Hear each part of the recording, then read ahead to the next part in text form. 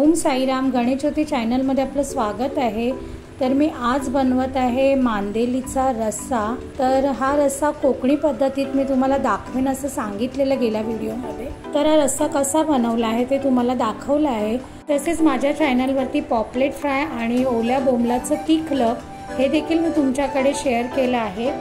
तर माझ्या चॅनलवर जाऊन नक्की बघा। तर हा त्याच व्हिडिओचा पार्ट 2 आहे, कारण व्हिडिओ खूप मोठा झाला असता म्हणून मी हा मांदेलीचा रस्सा दुसऱ्या पार्टमध्ये शेअर करत आहे। तर चला बनवूया।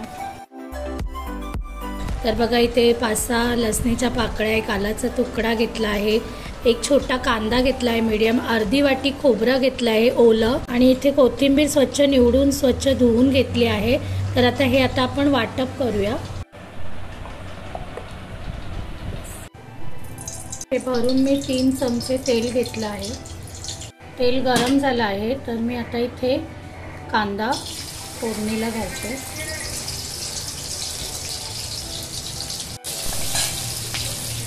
कढीपत्ता घालते,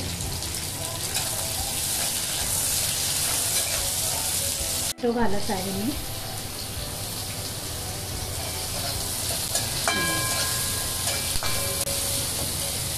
शिजण्यासाठी एक 2-3 मिनटं आपण झाकण ठेवूया। 2 मिनटं बघा व्यवस्थित वाफ आली आहे। टोमॅटो छानपैकी गळला आहे। अर्धा चमचा मीठ घालते, त्यानंतर हळद घातली आहे अर्धा चमचा,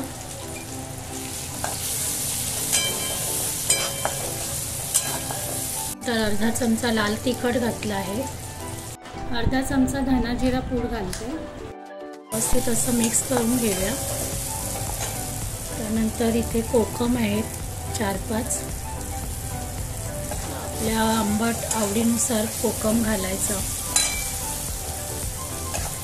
तर इथे मी तुम्हाला मगाशी दाखवलं ते वाटप आहे, ते आता मी याच्यामध्ये घालून घेते।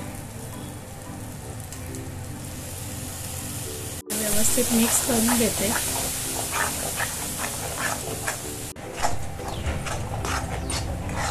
तर हे वाटप व्यवस्थित तेलामध्ये असं 2-3 मिनटं शिजून द्यायचं, कारण तो कच्चा मसाला असतो।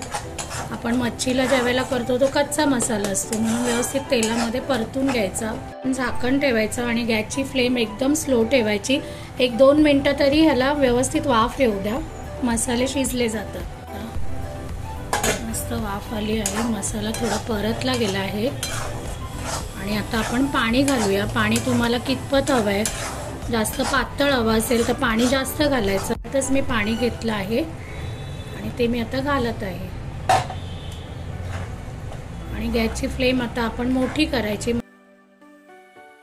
आता पाणी मला अजून लागेल, मी थोडं अजून पाणी घालून घेते। तर इथे मी किती पातळ हवं आहे त्या प्रमाणात मी पाणी घातलं आहे। तर मला अजून थोडंसं पातळ हवं आहे, कारण कसं भातावर वगैरे थोडं पातळ रस्सा असेल तर छान लागतो।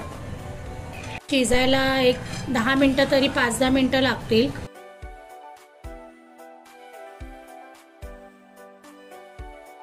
मी अर्धा चमचा मीठ घातलेलं, तर आता या रस्स्याला बघून मी आता त्याप्रमाणे चवीनुसार मीठ घालते, कारण थोडं कमी वाटलं मला, म्हणून मी अजून अर्धा चमचा मीठ घातलं आहे।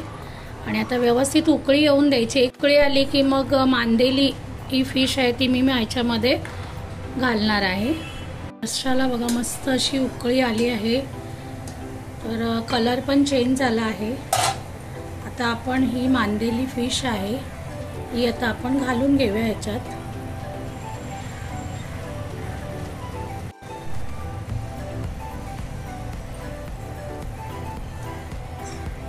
मांदेली घालून घेतली आहे।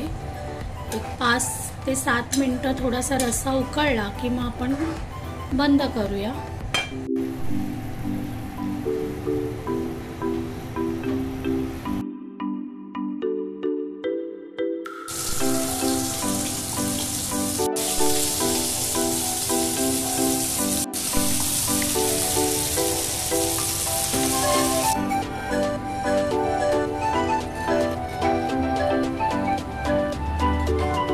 तर या प्रकारे बनवलेला मांदेली रस्सा टेस्टला खूपच छान लागतो।